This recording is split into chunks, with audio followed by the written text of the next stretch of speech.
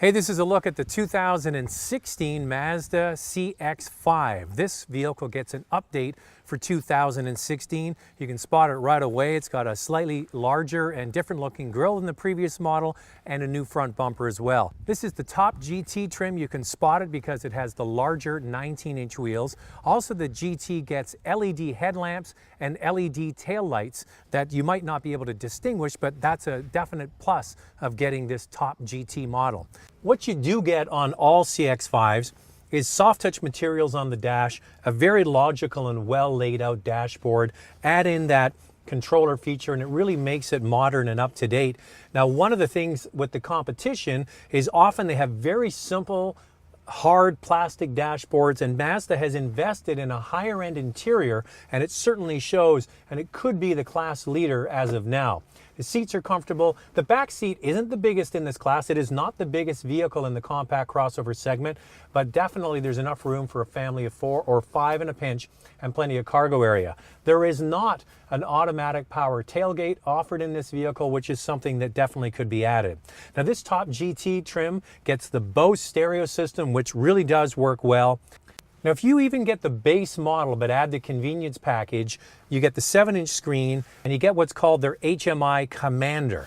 This is the wheel that's in the center here that you roll around, much like Audi's MMI system, what have you. And it actually is fairly easy to use. And there's a height adjustable passenger seat, which is something that's often overlooked.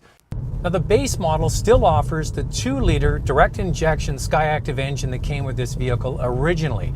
It is available with front and all-wheel drive, and it's still available with a manual transmission. It has 155 horsepower and 150 foot-pounds of torque, and the automatic is a 6-speed Skyactiv unit.